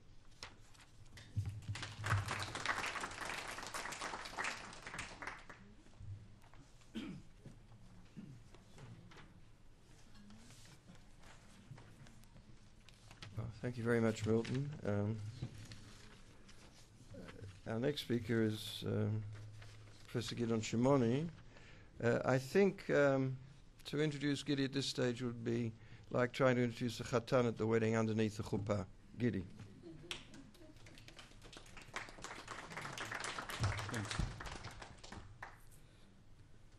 Thank you. The Israel-Apartheid equation has a long provenance, and we've heard something of it in Milton Shain's presentation. But given the necessary brevity of my presentation, at the very outset, I wish to say something which usually comes at the end of the paper. But I wish to state absolutely clearly that I hold the putative Israel-Apartheid equation to be demonstrably false. Not so much because there are no possible points of reasonable comparison. I think what Milton told us indicates some of the problematica in this respect, but much more because, to put it in crisp form, the equation that says Israel is an apartheid state violates historical context as a basis for understanding phenomena. I think that's the crucial problem, and of course the difficulty is that's not easy to explain to people. I also am absolutely convinced that it does a great disservice to any fair-minded Arab-Israeli peace efforts. It certainly serves only those who seek ultimately to delegitimize Israel as in any sense a state for the Jewish people. Having said this, the primary question to which I wish to limit myself is, what is the core and essence of the fallacy that I claim underlies the equation? This equation, which has become really an acutely defamatory equation for Israel. But this requires an attempt to answer two preliminary questions. Firstly, in historical actuality, what was it about this phenomenon, apartheid, that morally justified branding its practitioners as an utterly pariah regime to the point of mobilizing international condemnation and action to demolish it? Why and on what grounds does the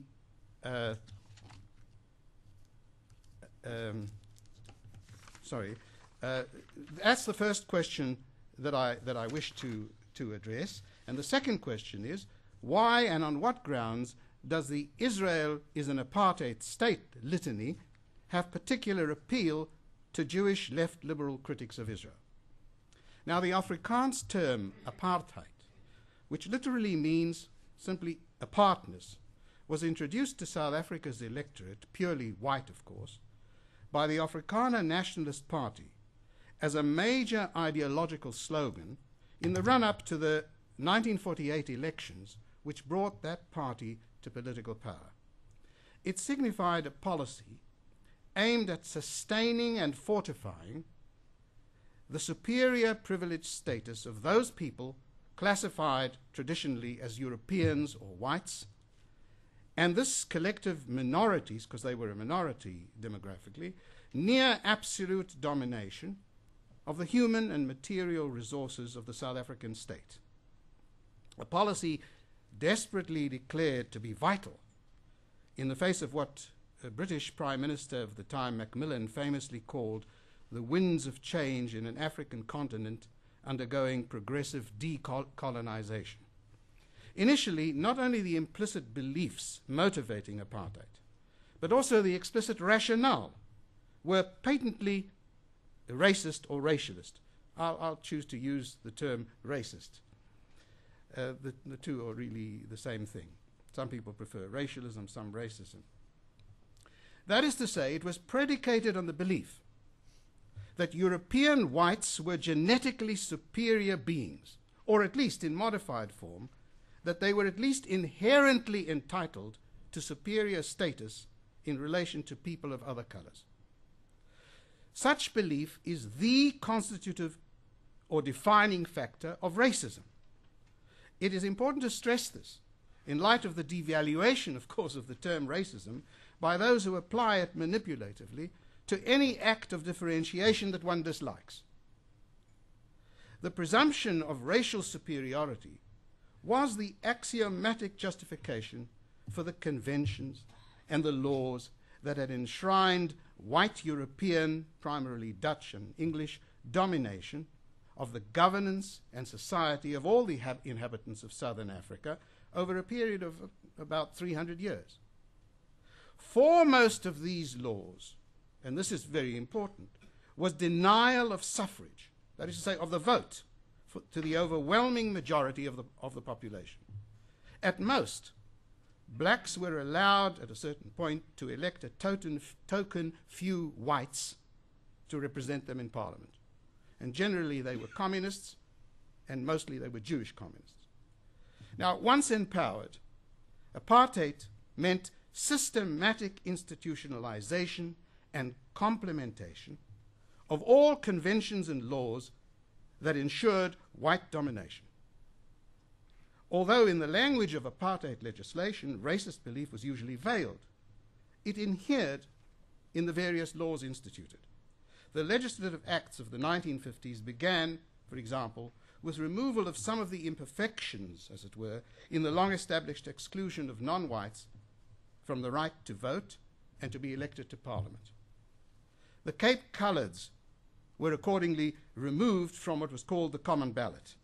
Then came race classification in terms of the Population Registration Act of 1950, which stipulated that all persons were to be classified according to statutorily defined racial groups, separating what were initially termed Europeans from non-Europeans, who were in turn divided into natives, later they were called Bantu, coloureds, and Asiatics. The racist core of apartheid was epitomized, not only by stricter implementation of conventional separation of what were called nie blankes, not non-whites, on buses, bus stops, benches, and other public amenities, like in the American South, but by the very name Immorality Act that made punishable by law not only intermarriage and miscegenation, but virtually any and all forms of intimacy between the colored races and whites. This then served as the basis for what was called the Group Areas Act, which forced residential segregation on the basis of race in urban areas.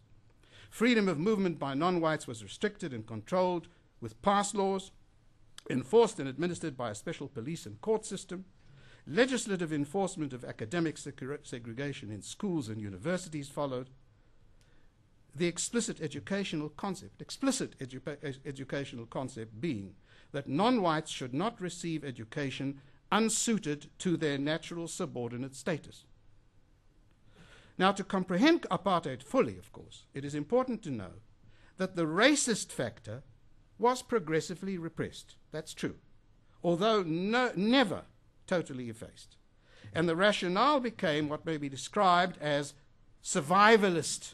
That is, survival born of the white South Africans' conviction that this was a genuine case of dominate or be dominated. All the adjustments and reforms of apartheid practice were then rationalized not only as morally legitimate survivalist strategies, but even as expressions of a kind of liberal pluralism.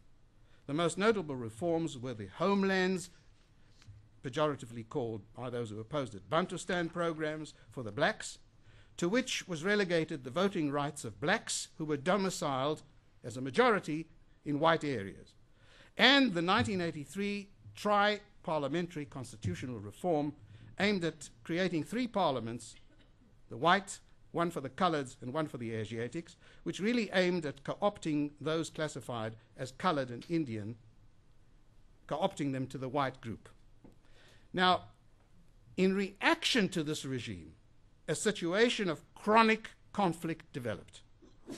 The victims, namely the entire population of those deemed non-white, joined by some white sympathizers, put up opposition and resistance, initially using non-violent methods. Resistance was responded to with escalating measures of suppression. Examples, the sweeping Anti-Communism Act, which made almost any form of verbal or other opposition outlawed. Then a 90 days and 180 days detention acts and so on. After all legal resistance was repressed, violent methods were adopted by the opposition, like the ANC, however, generally not aimed at innocent human beings. Now, as in the case of all conflict situations anywhere in the world historically, different motives, interests, and purposes were mobilized against South Africa's apartheid regime. But it is important to stress that from the purely moral point of view, what was near universally recognized as so abhorrent about apartheid as to justify sanctions and boycotts of South Africa as a state was neither the survivalist rationale, nor the idea of separate development, nor the severe repression of all opposition which takes place in any situation of conflict, in other words, the likes of which could be found abundantly in many other countries. It was rather two fundamentals. One, the racist basis of the enforced inequalities. And two, in regard to the conflict situation, the adamant refusal of the apartheid regime to accept bilateral negotiation as an option for resolving the consequent conflict. These were the two bases, morally speaking, that justified acts of sanctions and so on, at least in my opinion, just as it would have been justified to have sanctions and boycotts against Nazi Germany in the 1930s. Now, this moral justification was supported by an international norm on which there's a considerable literature of racial equality that had grown out of the universal post-Second World War anti-racialism and pro-human rights agenda. Apartheid was morally judged the very epitome of abhorrent racist grounded violation of the principle of equal human rights and dignity. So the apartheid regime of South Africa justifiably inherited German Nazism as what one might call the gold standard for racist inequality and domination. Now, it's interesting that in 1973, when the General Assembly of the United Nations agreed to the text of an international convention on the suppression and punishment of what was called the crime of apartheid, and this came into force in 1976. Article 11 defined apartheid in terms of 10 inhumane acts.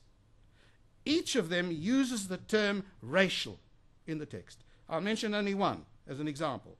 Denial to a member or members of a racial group or groups of the right to life and liberty of persons.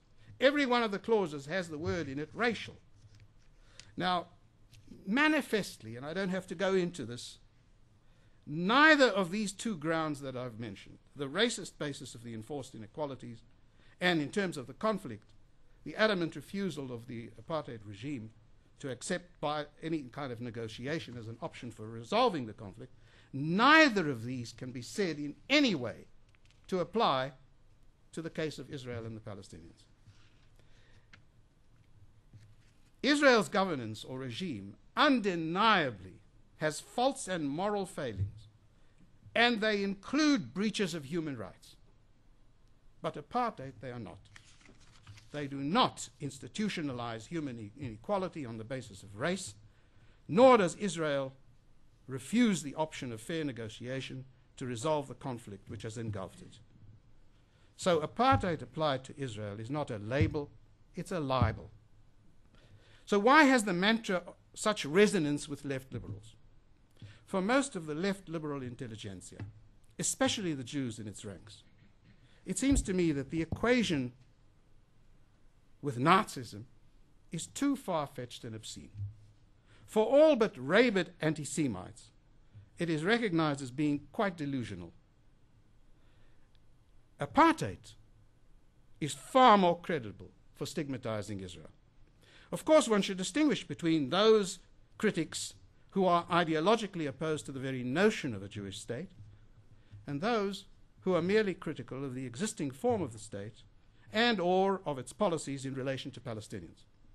The first inherit a long tradition of Jewish opposition to Zionism, a phenomenon that attended Zionism qua Jewish nationalism probably more than it did that of most other national movements. Let me just succinctly illustrate this with an interesting quotation from two documents. Tony Judd, in his well-known article, writes, "The depressing truth is that Israel today is bad for the Jews, etc. The very idea of a Jewish state, Israel, in short, is an anachronism. Also, Milton referred to this. Look at the Times, the famous letter written in May 1917 to the Times of London by those Anglo-Jews who opposed the efforts aimed by Weizmann and others at attaining what became the Balfour Declaration. The following words appear. A Jewish political nationality must, in the present circumstances of the world, be an anachronism. Both used the exactly the same term. Now, is this a manifestation of Jewish self-shame or even self-hatred? Not necessarily, of course not. But in terms of, for example, Kurt Lewin's analysis, and it's close to our hearts because I learned a lot about this from Shimon Lerman, who taught in our department, who was personally a student of Kurt Lewin. It does at least qualify for consideration in some cases as self-hatred, insofar as it obsessively makes the regard of an exterior reference group the exclusive gauge for Jewish behavior. That makes it a candidate, at least, for consideration of cases in which there are Jews who adopt this position, and it can be called self-hatred. But such judgments require careful examination in each individual case, and I don't think that calling this self-hatred helps a great deal in understanding or contending with the phenomenon. Now, for opponents of the very existence of Israel as a state that conceives of itself to be in any sense both Jewish and democratic, the apartheid stigma clearly serves simply as a stinging, toxic weapon. In most cases, it is not by some kind of empirical induction that they arrive at the conclusion that Israel equals apartheid, but the other way around. A priori negation of Israel and seeking out a very useful instrument to call Israel the worst thing it possibly can be called and delegitimize it. In fact, it's interesting. It seems to me when I read the things that are written by people like Ronnie Kasrils, it's clear exactly on whom they base their right. They only read those things that are dedicated to delegitimization of Israel. It's as if, I suppose, there's a kind of self-blinding to exposing themselves even to alternative interpretations, perhaps because that would simply create unbearable cognitive dissonance. Now, there's a second category of critics, which consists of those who are careful to limit their criticism to particular policies of Israel, but who, out of ignorance or malice, or both, call what they criticize apartheid. Ex-United States President Jimmy Carter, although not a Jew, is, I think, a case in point. In his new book, he actually admits in the book that Israel certainly does not practice apartheid, yet he trumpets the accusation stridently in the title he chooses. Now, I don't think everything that he says is so terrible. I think the case against him is being overstated. I think it's more a case of ignorance than malice, perhaps. But still, as Alan Dershowitz aptly says, sometimes you really can tell a book by its cover. Now, this having been said, one has to admit that there is a section of the Jewish polity and public in Israel that does advocate, at least implicitly, some policies that are at least comparable to apartheid as it was conceived in South Africa. More specific, and I refer to the national, religious, and other right-wing elements, and to the settler public of what is called Yehuda and Shomron, and many of their sympathizers in Israel proper. Yet, and I wish to emphasize this, their motivations too cannot rightly be called racist, barring perhaps some extremist Kahanist-type exceptions. At most, their combination of religious belief and survivalist motives matches those of the Afrikaner clergy in apartheid South Africa. However, one must admit that if their ultimate vision of greater Eretz Israel were to come about, it would surely mean a regime truly comparable to apartheid, as it was envisaged in South Africa, at least in its reformed stage. That is to say, if it involved, as it seems to in their thinking from the beginning, denial of the vote to non-Jews, or the notion of relegating their voting rights not to Israel's Knesset, but to an alternative homeland, Jordan, or semi-independent cantons not unlike what were called the Bantustans, as well as permanently perpetuating the present military occupation's differential laws for Jews and non-Jews. Given the fact that this regime of trans-Green Line, Yehuda v'Shomron, or the West Bank, has been a reality for nearly 40 years, a period nearly as long as South Africa's apartheid regime, it is oh so easy to obfuscate the distinction between Israel proper and the so-called Palestinian lands or West Bank, and stamp the apartheid stigma on Israel as a whole. Truly, much of the conflict's manifestations are similar visually. The conflict situation, especially on the TV screen. So it is not really so surprising that Desmond Tutu, who is not an anti-Semite and does not deny Israel's very right to exist, visits Gaza and then says, "Behold, I see apartheid redux." How much more so a Jew, the likes of Ronnie Cassells, who is obviously animated by a caustic combination of self-serving local political interest and a priori ideological opposition to Israel's existence as a Jewish state. Hence, the settlement or colonization of Judea and Samaria, with the support of a segment of Israel's Jewish public, provides credible resources for those who seek either to stigmatize Israel or to warn it of the dangers of slipping into an apartheid quagmire. All of this without speaking of the resources that a priori criticism of Israel can draw from Israel's internal critics. The opinion columns of Haaretz, particularly say Amira Haas and Gideon Levy, although I must stress, it is not my view that they should be censored or censured even. I think that would be completely wrong-headed, and in a way we should be proud that this is said in Israel.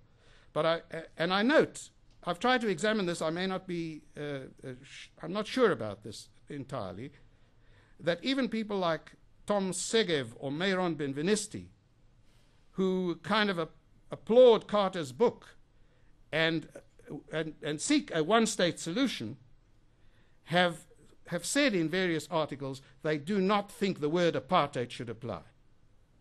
I, at any rate, haven't come across any of them even saying that it's appropriate to speak of apartheid. It is a fact of international public opinion that the collective whole is made to bear responsibility for the minority segment. The same happened in South Africa, where, for example, liberal universities and persons who opposed apartheid, people like Benjamin Pogrind, who is sitting here, who was a prominent journalist in opposition, all suffered sanctions with the rest of the country. Although many left liberal critics of Israel facilely essentialize Israel by dint of its segmental Yehuda v'Shomron cum national religious ideology, few, if any, seem to be willing to equally essentialize the Palestinians by dint of Hamas ideology. Even after the Hamas has gained the votes of a majority of the Palestinian electorate. In left liberal polemics on the subject, one comes across blatantly explicit recommendations that for the sake of the battle against Israel, it is vital to displace the nationalism paradigm with the colonialist paradigm. Now, to the generous resources at the disposal of the Israel-Apartheid equation, one must add in the academic sphere the formidable academic grist for the mill provided by the Zionism as colonialism paradigm that is taught by not a few scholars, both in Israel and abroad. Once one has established that Zionism from its beginning till the present is basically a colonialist enterprise, the path to apartheid liable is easy. And herein lies the deepest, most fundamental stratum of the multi-leveled fallacy that equates Israel with apartheid.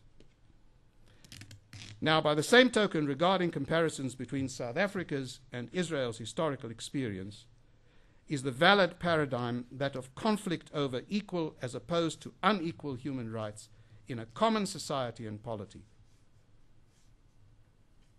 Or is it over which national collective self-determination should have precedence in a particular disputed territory? The first context, and hence explanatory paradigm, is ontologically constitutive of the South African case. The second, of the Israel case. One is all about marriage and sharing. The other is all about divorce and dividing. That's a fundamental difference in the historical context from the beginning.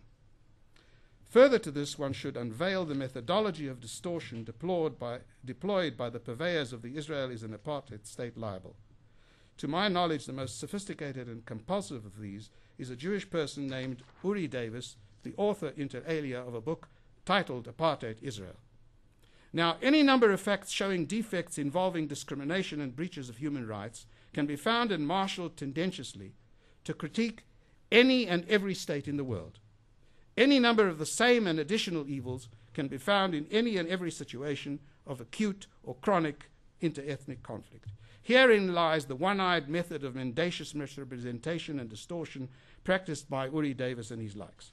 It consists firstly in defining apartheid in generic terms that evade or blur definition of its constitutive core, thereby in effect obfuscating and trivializing the real apartheid phenomenon. Whenever even he cannot avoid saying that the facts and putative wrongs relating to Israel and South Africa are not really identical, he shifts ground by charging that those relating to Israel are apartheid-like. Then he applies a thinly veiled form of conspiracy theory, labeling as apartheid any and every defect that he can dig up or attribute to the Jewish national movement and the State of Israel, irrespective of historical context or of the interaction between combatants in conflict situations. Causes and context are ignored and evaded, as is the entire behavioral record of the Arab-Palestinian side in the conflict. He blinds his readers to the starkly evident differences in practice and in moral terms between the African National Congress's goals and methods and those of the PLO, not to speak of Hamas.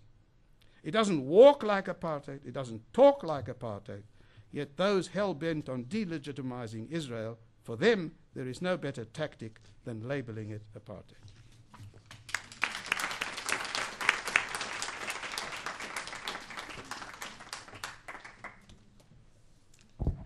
Well, I think nothing for me to say except to take some questions. I'll take Michael, I'll take Yehuda, I'll take Alex, I'll take Susan. Michael, please.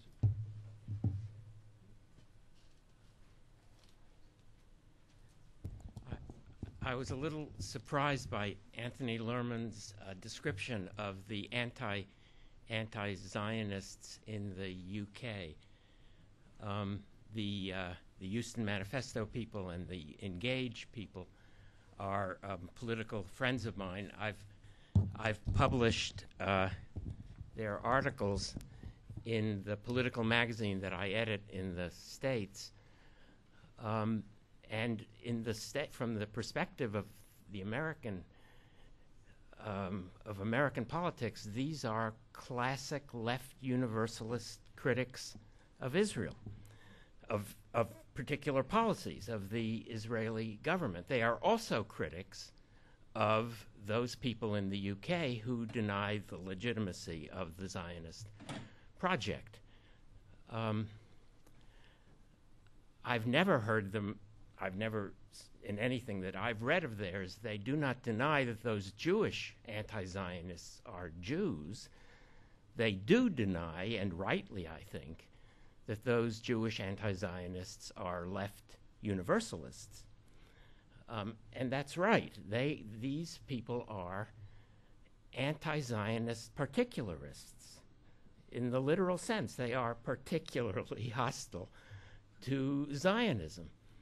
A hostility that they did not display toward Algerian nationalists or Vietnamese nationalists or toward Palestinian nationalists. So I think that the characterization of them as somehow particularists and the others as universalists gets the politics wrong. And I want to I just want to defend what seems to me to be an authentic left universalist position, which can be often very critical, but would not. Well, let's find just one example. If one wants to be critical of the occupation, as one should be, of this occupation, then it would make sense also to be critical of the far more brutal and far more effective occupation of Tibet. Yet none of the left anti-Zionists have argued for a boycott of Chinese universities, and many of the ones I know actively solicit visits to China, and they don't go there to hold hands with dissidents. So where is their left internationalism? Where is their left universalism? Professor Bauer, Yuda? First of all, I have a very loud voice anyway. I want to, first of all, congratulate Gideon. And I'm sorry I couldn't attend last night for family reasons. I want to come back to the title of this conference.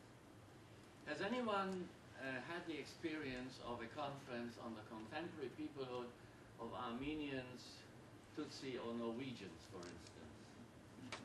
And if not, then is there not something very, I would say, ethnic or people-like or national-like about the Jews if they are capable of discussing whether they are a myth or a reality?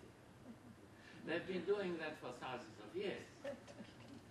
And I think one has to point to two issues there that came up in this morning's excellent lectures.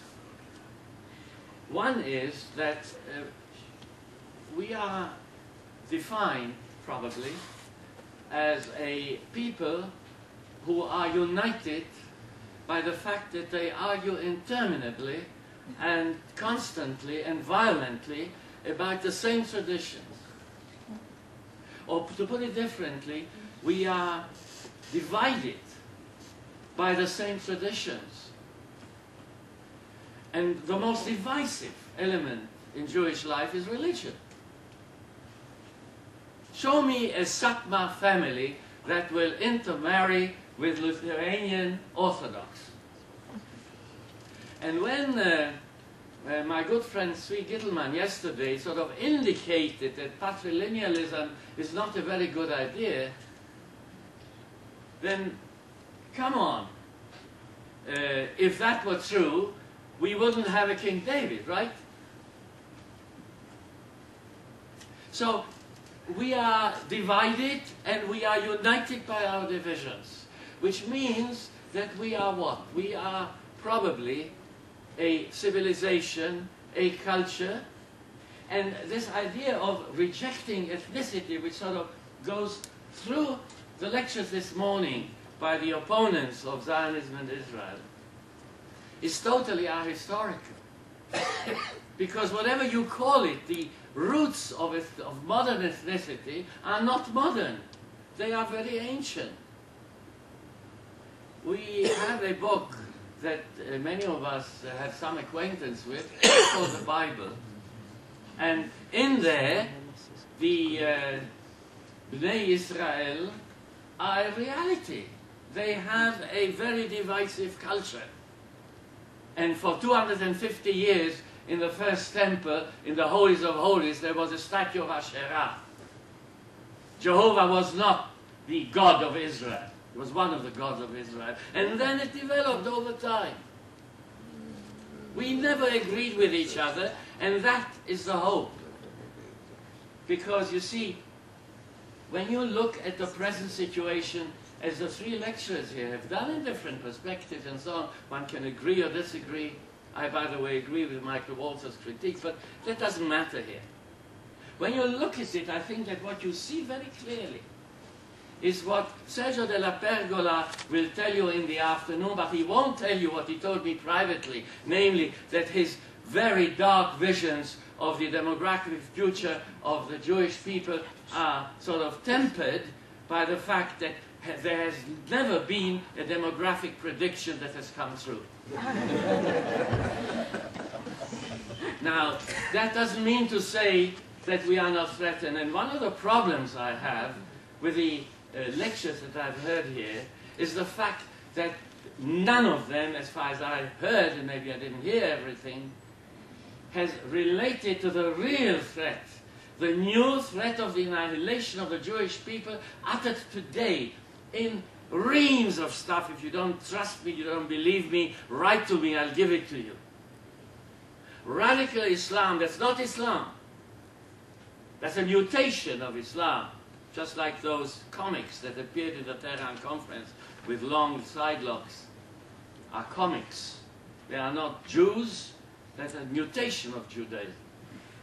But in radical Islam, the mutation of Islam has reached a point where they demand not the abolition of Israel. That's self-understood. The genocidal project of dealing with Israeli Jews. It's the genocidal project of dealing with the Jews all over the world. We are defined as people not only by ourselves. We are defined from inside and we are defined from outside. I don't want to carry on. I just want to, and that's directed to Tony Lerman. It's a story that I give you the right to use. In 1945, Arthur Ben Israel, a member of Kibbutz Beit Alpha, was sent to Great Britain to revive and re-establish the movement of HaShomer HaTzayir.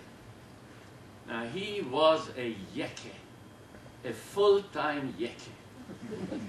And he, after 1 year of working in London, in the Bayit of North London, which you will remember, he convened the convention of HaShomer HaTzayir. And there, in his inimitable English, he said, "The English movement, she is groaning and groaning." And that is something that we do here, and I hope we'll continue to do that in the future.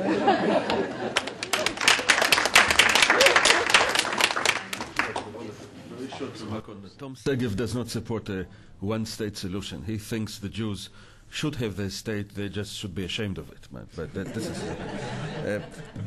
On the question of the analogy between the ANC support for the single-state solution, of course, in South Africa, and the denial of ethnic nationalism, and the alleged paradox of their still supporting the two-state solution in this country, I think there is no paradox, actually, because, of course, the ANC has never accepted the idea of black nationalism in South Africa. They have always claimed that all the ethnic and racial groups in South Africa constitute one nation. Now, you may argue about the cultural plausibility of that.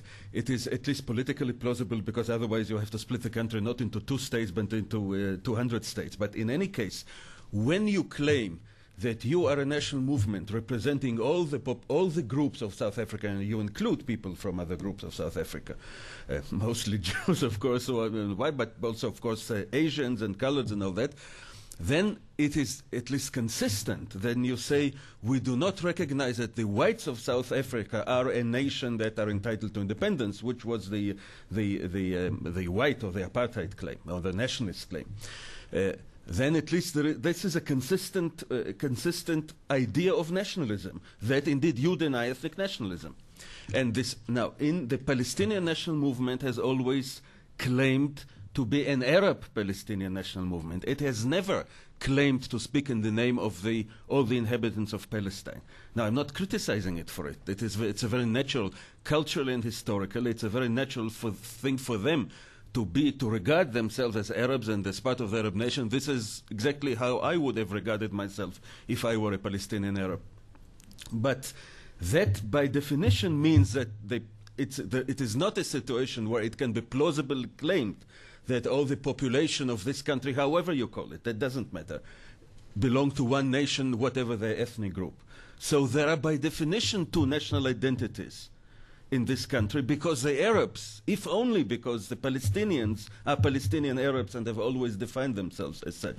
So even if one assumes that the Jewish nationalism is wholly bad and illiberal, and whereas Arab nationalism in this country in general is wholly liberal and humanistic, even on this dubious assumption, there are two national identities indisputably in this country. Both of them are ethnic in the sense they do not include all the inhabitants of this country. So however you can oppose in principle the idea of ethnic nationalism, or even however you can oppose Zionism historically or whatever, on whatever grounds, not just Israeli policies, I cannot understand how it is possible to define an opinion according to which you deny the legitimacy of Jewish ethno-nationalism and you support the legitimacy of Arab, not just Palestine, of Arab ethno-nationalism in Palestine. I don't know if the Vietnamese national movement claimed that it was speaking in the name of the Chinese majority in Vietnam. I don't know, but the Palestinians have never made this claim.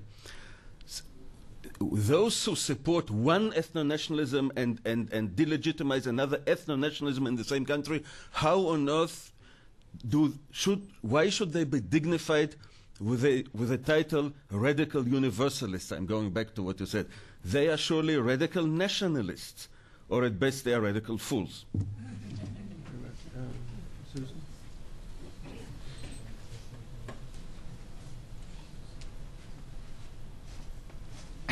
Firstly, I'd like to thank the panelists for really very thought-provoking. I'd just like to preface my remarks that I've just come from teaching a course at the University of Sydney on the Arab-Israeli conflict, where we had 270 students, and it was myself, a Australian Jordanian Muslim colleague, and an Australian Lebanese Christian colleague. And it really, at many levels, was an extremely emotionally demanding experience, because I was the fish in the bowl, as well as trying to teach in as dispassionate and balanced fashion as I could possibly find, while still at my personal level being an avid Zionist. So firstly, Alex's point and Michael's point, I think, need to be developed much more in the academic discourse, because virtually our entire student body sees Zionism as colonialism, racism, apartheid, aggression, every single occupation, every single negative term that you can think. Most of those 270 students saw. And in one of my final tutorial groups, where I had a number of key students, strong left-wingers, not talking about Jewish students, debating. And I had one student who has some Jewish background, some Jewish family member, who brought up that point in a very emotional debate among the students. I was just sitting there just trying to control it. And he said, how can you oppose Jewish nationalism and yet support Palestinian nationalism so strongly? Okay, you say you're opposed to nationalism, be opposed to all nationalism, but don't be critical of one nationalism against others. So I think that's a very key issue. My question is perhaps to Gideon on this issue of delegitimization, because this is where I was the fish in the bowl all the time with my colleagues. In other words, it was very easy for them to consistently quote on colonialism, on apartheid, Ilan Pappé, Avi Shlaim, Lesso Amirahas, of course Chomsky. Tanya Reinhardt was with us, and she became a major factor of quotation during the course. And my colleagues could quote these things because they were Jews and Israelis, and therefore it was perfectly legitimate to use these Jews and Israelis who were delegitimizing the Arab state. How do you deal with that? And vis-a-vis what Yehuda was saying, these left-wing liberal Jews, Israelis, are delegitimizing the Jewish state, which has half the world's population, and they are giving succor to the radical Islamists, particularly on campus and on my campus. And I think that that's a great problem, and I don't know how to deal with it. There's somebody over there who saw a hand. Did you? Please. Last question. One short question.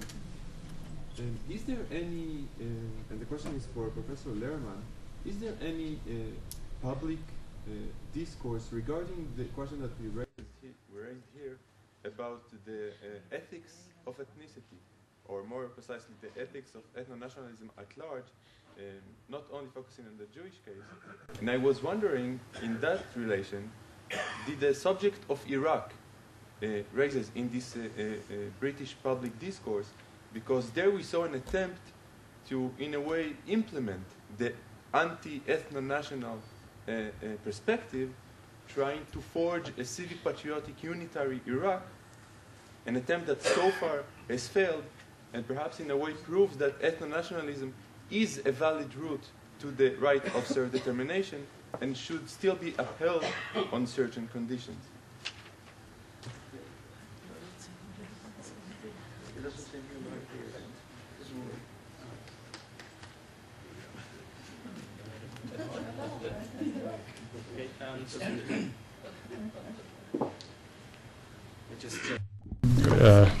Briefly, because it's late, presumably. Well, we can take a few extra minutes. Oh, we can carry on. Good. Okay, fine. We've taken a few extra minutes. Okay. The main question put to me was Michael's point about this group, the Engage group, and the website that they run. I don't think actually I quite said that they were all. I mean, it was, my paper was contracted, and I think if I had time, I wouldn't argue that all the people associated with Engage are particularists. I don't think I actually said that. What I do think about them is that they are confused, many of them, and I think you can see it from their writing. They're confused about universalism and particularism and whether they're moving on one side or the other. And I think the reason why they show that is because they, in particular, in my view, and I know some of them myself, and I've spoken to some of them, they feel, and when you talk to them privately, I think this comes out very strongly, they feel an incredible, deep sense of betrayal on the part of the people who were their former non-Jewish and Jewish comrades on the left, who they feel have gone in a direction which they don't like, which is the one of left liberal criticism of Israel. And they find that very difficult to come to terms with, it seems to me. And part of their way of coming to terms with it is, on the one hand, yes, they insist on their leftness, but they are, and when you look at their writings, it seems to me that there are ways in which they show that they're moving in a more particularist direction. I think I try to show that partly by the fact that some of the things they're saying about the Jewishness of these left liberal critiques and so on and so forth and other things are very close to people like Melanie Phillips and Emmanuel Ottolenghi, who I don't think in any respect one could call universalists. So I think that these people are, to a great degree, confused. On the argument that you then put forward that because none of these left anti-Zionists argue for boycotts anywhere else, etc., where is their left universalism? Well, this is it seems to me a bit of a hoary argument, because actually many of these people, in fact, do write and express and are involved and are very concerned about other injustices and other human rights violations elsewhere in the world. It's simply not true to say that they don't care, they never say anything about it. But the fact of the matter is that these people are Jews, right? And as Jews, they, it seems to me, not surprisingly, and it's one of the reasons perhaps why we're sitting here having these kinds of conferences, they are very deeply concerned about this particular problem, and this is what they put in the forefront of their concerns, in the forefront of their action. And I don't think that a blanket condemnation of all of them for doing that is right. Yes, there are some indeed who are blind to everything else and will only see this, but I don't think that is really a fair way of characterizing the sort of wide, varied group of left liberal Jewish critics in the UK. Yehuda, I think, rightly raises the question of the threat of radical Islam, but of course this wasn't the subject of our session here today. Would have loved to participate in a session of that kind to discuss that, but that really wasn't what we are here to talk about. And on the last point, is there a public discourse about the ethics of ethno-nationalism? I mean, it's public discourse in the UK, well, it depends what level you're talking about, but I would say that isn't something which is really discussed on the kind of popular public level. Although, of course, the question of ethnic groups and their nationalist affiliations and their national feelings, their loyalties, where they lie, I mean, all these kinds of things are very much under the spotlight in the United Kingdom at the moment because of concerns about terrorism and about why the terrorist attacks that took place over a year ago now took place, and the kinds of ideas and thoughts and views which are developing among certain sectors of the immigrant population, the descendants of immigrants. There is a discourse of this going on amongst academics, I'm sure, but it's not a field which I'm very familiar with.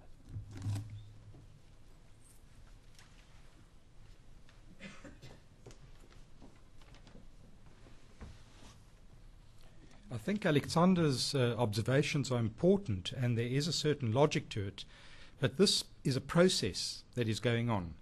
I think historically there would have been no problem with separating Jewish nationalism from Arab nationalism. The problem is, with the decades, you've got an issue of territory and problems of sustaining an independent Palestinian state. And you introduce the colonial settler paradigm and the demographics through the 20th century, and there is the shift that people look at. Now, in South Africa, for example, at a particular moment, there could have been a Zulu national ethnic state. There is a Swaziland. There is a Botswana. It's historical accidents that sometimes create or not create these ethno-national states. And the Zulu homeland lost its chance, but it might have happened. And that's the idea of change through time that I'm concerned with. The ground has been set for the colonial settler paradigm. The problems of Bantustans resonate widely in South Africa, and although the ANC adheres to the UN idea of a two-state solution, and it's slavish in its support for multilateralism and therefore the UN, and I'm informed about this from people close to Mbeki, but this can change quite easily, and I still do see the paradox in the way in which they've mangled the term Zionism into some sort of expansionism without any of the national liberation dimension to it for the Jewish people. And it becomes an issue that maybe as a solution, the single state becomes realistic if the South Africans can bring together ethnic groups, some of whom may historically have had ethno-national homelands, into one constitutional state. I can see that moving in that direction increasingly.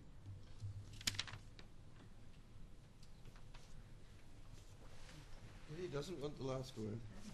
Okay, well, I have, thanking the speakers for a wonderful session, I have three comments that struck me as we were going, very briefly, as we were going through listening to them. The first one, a conundrum that I'd like to leave with you. Jewish peoplehood, and we've talked about the state of Israel and its right to exist, and the critiques and the critics. And a number of things crossed my mind about the peculiarity, or whatever we want to call it. One of them is that the people who argue that Israel was born in original sin, which doesn't always strike me as a particularly Jewish idea. The second conundrum is the state of Israel accused of privileging the Jews, the law of return being the classic example it's often brought, which then determines that the Knesset has to determine who is Jewish, and then we find that the Arab and Druze members of the Knesset vote on the question of who is Jewish. And that strikes me as a real conundrum. In what kind of normal situation would you get that kind of thing? And the last comment I have relates to Archimedes. The Greek who was sitting in the bath one day and started screaming Eureka, the Archimedes principle. I always, my students, the old issue, the provenance of the idea and the truth quality of the idea, was Archimedes' idea any more or less valid by virtue of the fact that he was a Greek? Sitting in the bath seemed to be relevant. The fact that he was a Greek had nothing to do with the ideas of valid. And it seems to me that we've got to try and get away from the situation where we're dealing with arguments, and the question is the person Jewish or not Jewish? And is it a Jew who has no room in his heart for the suffering of the Jews, to quote somebody whose name was mentioned before, or it's a non-Jew who has, universalist, who has no room in their heart for the suffering of the Jews? And I think there are issues that, as long as they're on the table, the debate goes in the directions we've heard. And if we can get them off the table, the debate may very well go in very different directions, and we may live a very more salubrious existence. Talking of salubrious existence, I believe that there's coffee now, and I'm asked to announce at the end of the session the morning coffee break will take place on the 4th floor, but in the afternoon you're going to be pampered because the coffee will be served inside the conference room. Now, we've taken a bit longer. I imagine the next session will start perhaps a few minutes later. You'll be told. On behalf of everybody, let me thank the participants for a wonderful session.